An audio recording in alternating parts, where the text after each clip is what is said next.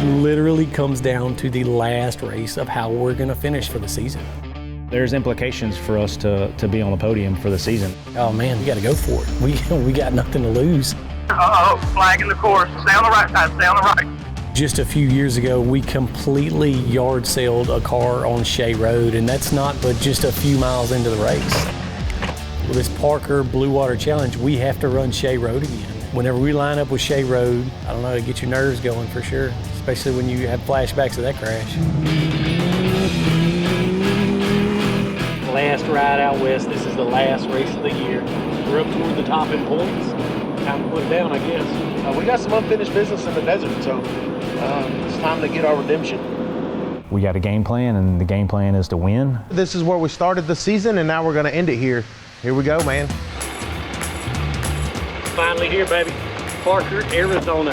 Tech and Contingencies are right around the corner. 2-day race, again. It's short, it's fast, it should be a crazy one.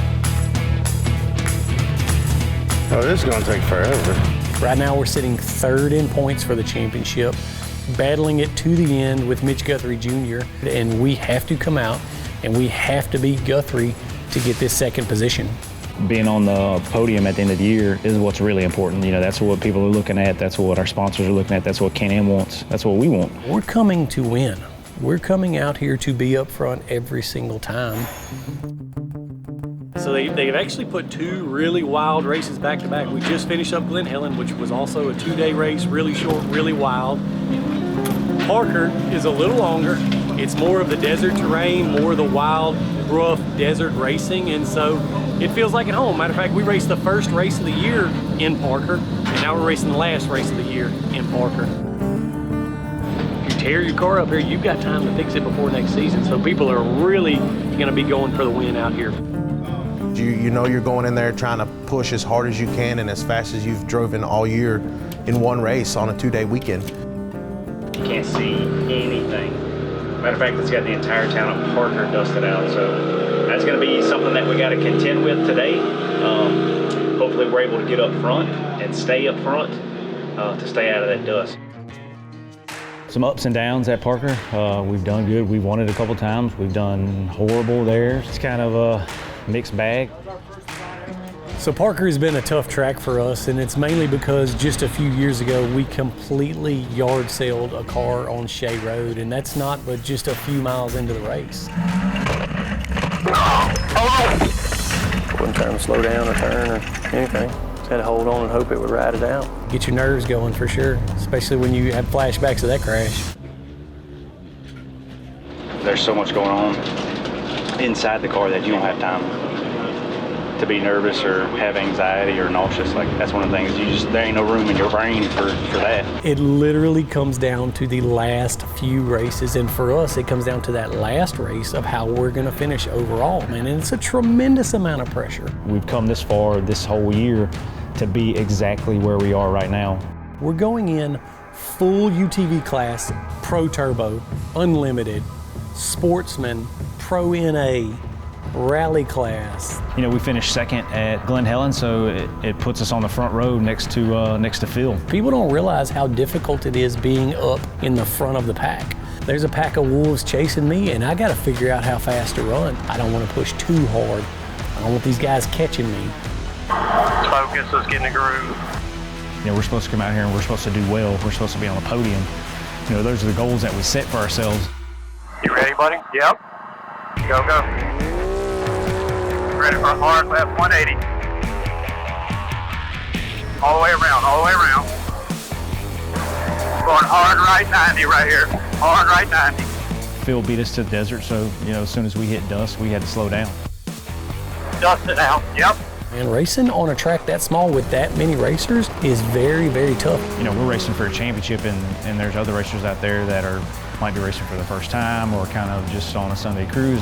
Going hard right 90 right here. So we just finished the first lap and we start out onto our second one. Uh-oh, flag in the course. Stay on the right side, stay on the right. And on Shea Road, you see this car torn to pieces, man, and it just instantly brings back those memories of what could happen out here if you get too wild or you push too hard. Down car right there, down car right there. Still going left, still going left. You know, a lot of times a competitor that you're running against can get by somebody clean and get immediately into clean air. Bradbury's on us. Watch this medium right, back left. And then you get behind that guy in a single wide section and they won't give up position. They won't let you pass, they won't pull over. Oh, man. Nasty. He's gonna let us by. Straight, straight. All right, medium left right here. It's about completing those 3 laps as quickly as we can. We might be two-wheel drive only. Is this the 3rd lap? Yeah. You know, we heard some popping and banging in the front end. Wasn't real sure what it was. Maybe thought it was an axle. It's a tough race, man. There's a lot that goes on in a race like that that's so short, such a small track, and so many side-by-sides. And a lot of times, man, you end up breaking parts. So we're down a 2-wheel drive, which is not what you want to be in the desert. 978 the pits. We're 2 miles out. It is a struggle to have something going on with the car. Woo. Gotta watch that. Yep. Come on. It's draining, you know, it kind of zaps you. You know, it's not the position you want to be. You keep reliving in your mind last year, letting the championship get away from you, and you ask yourself, is this 2 years in a row now? Is this going to happen to us again? So we fell back to like 11th, 12th, 13th position. 978 the pits. We just crossed the finish line. They shouldn't allow that many cars on the track. Bro, that was insane, dude. Going into the second day, like we really had our work cut out for us if we were going to try to get back up front. Plus, Guthrie beat us the first day. If he beats us for overall for this race, he's going to beat us for the championship. The work is just now starting for us. We had just under 24 hours to get the car ready for the next day of race. And in between that time, there was a lot of work. You know, we had to fix the desert car. We will never leave good enough alone. Like, we're gonna keep pushing, we're gonna keep trying, and we'll make changes if we think it will give us that little bit of a competitive advantage. It's rough, dusty, but we got another day. So we're gonna fix the car, new front diff, some shock changes, and keep rolling. We had to put it all on the line going into the second day, or we had no chance. We are starting in the dust, and you don't want to let that championship slip away. You know, after we ran day 1, the trophy trucks and the buggies ran, so they absolutely destroyed the racetrack. You don't really know what the track is going to be like until you just get out there and just start clicking away. We figured the pace would be a little bit slower just because it was so rough and everything was so beat up. But it didn't matter. Like, we had to do what we had to do to get out there. We knew we couldn't have any issues or failures, but you also have to take a gamble and push as hard as you can to try to make it to the front. I'd made my mind up. I was prepared to tear up the car so that we could get enough time and we could get in a position to get second overall for the season. And ultimately, our target was Guthrie. And so our battle was to beat him and beat him by the largest margin that we could. Fortunately, there was a little wind that started kicking up the morning of the race. And so it almost starts to seem like the stars start to align, and like you realize we might be running from the back, but there's a wind in our favor, you know, to get the dust off the track. 978 to the line. There's a certain amount of luck in desert racing, and you know, sometimes it's on your side, sometimes it ain't. Go. You know, more visibility on the track means we can push the car harder. Manny made some really nice changes to the car, and instantly you catch that cross breeze. Instantly you feel the shocks are a little more responsive, and you're going to be able to hit stuff a little harder. But we got to go for it. We got nothing to lose and everything to gain. Something's going on right here. Oh, there's a car right there. There's a car.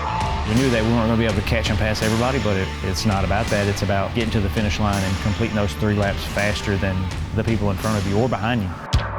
There's a car right there. Car right there. Like, if you don't scare yourself a few times during a race, you're not pushing fast enough, because I'm going to scare myself during the race. I reel it back in, and then I push that envelope again. Watch this car. Oh, car was gone. Almost done. Yep. We knew that we could finish well if we didn't have any issues, so we kept pushing. We're hitting the whoops wide open, passing people. We're catching guys, really fast people, you know, that often we battle with. They're ducking around him. Still right on it? Nope. And that's when we knew, like, okay, we're keeping that pace. And then, you know, just like the first day, man, going into the last lap, we feel a vibration in the drive line. Drive shaft? Yeah. Or no, front diff again. All of a sudden that wind comes out of your sails. Like we're fighting an uphill battle in a class that we can't chance falling back. You don't have a choice except to fight through it. Flip it in two-wheel drive. Flip it in two-wheel drive. This is the last lap of the last race of the season. There is no quit. There is no stop because we got to get to the finish. You know, did everybody we passed, are they gonna catch us now? Or are they right behind us? We have no idea how everything's shaking out. We were shifting up and down through the leaderboard throughout the day. And so it's tough. Like, you don't get your hopes up when you roll through on a race like this and you go from this full on, I gotta lay everything out there. I gotta get it done. I gotta push as hard as I can. I've gotta battle with these guys to, that's everything. You're all in. Oh, we was moving that time, dude. Yeah, that was good. Good driving that time. 9:78, we just crossed the finish line. Yeah, good job, guys. Happy to have my dad and my family out here. It's been a crazy year, man. It's been exciting. We're looking forward to another one. Oh man, beat up, but I feel good, boy. Woo!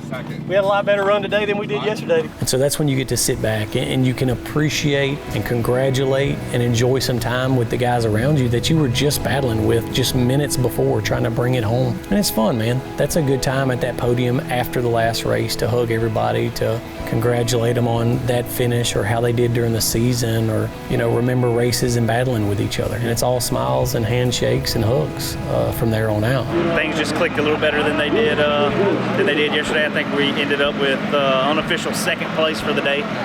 Don't really know how we ended up for the weekend, but hopefully top 5 will be good. And, you know, all the chips fall and somehow we come from starting 13th off the line and we battle all the way through the pack to put it on the podium again, man. We come out second, not only for the day, but we put enough time to make up for day one, and we were able to finish second overall for the event. And we find out that Guthrie on the last lap had an axle failure. And so that put him way back in the overall for the weekend. But that's when it sank in that we got second overall for the season. They work hard, and whatever they get, they earn, I guarantee you. I'm proud of the way it turned out today. This weekend has been a crazy weekend of ups and downs. And honestly, it kind of summarizes what our season is. But our guys are relentless. You know, they've proven that they'll do the work. And there's literally no replacement for hard work and sacrifice. There's no way to get there other than that. But you got to appreciate the season that we ran, to have that many podiums in one season and to finish out the year overall on the podium. That's an accomplishment. And for S3, it's a huge step. You know, for us and for the team and for our program, it's one step closer to our ultimate goal, and that's winning the championship. It makes me proud of the guys of how we've evolved as a race team, how Manny's knowledge has grown as a prepper for the car, as Dustin has improved as a co-driver, and he's unbelievable. And if you can't take time to appreciate that, you just need to get out of racing, man. And so now you have to sit down and assess, like, where do we go from here? Do we keep chasing that championship? Do we keep racing Desert? Do we try our hand at something else? Do we hang up the racing? A lot of things to think about. But S3 loves racing, no matter what it is. If we was racing on foot, racing pit bikes, or racing off-road cars, man, we're gonna lay it all out there anytime we show up. We just have to see where it goes from here.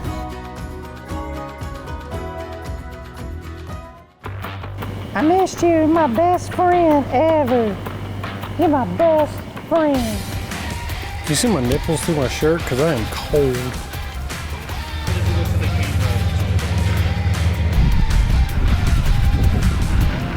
Somewhere else. Now we're ready to go. So now it's time to find something to eat. And then we'll worry about the race car and the race and all the important stuff. You know what I'm saying?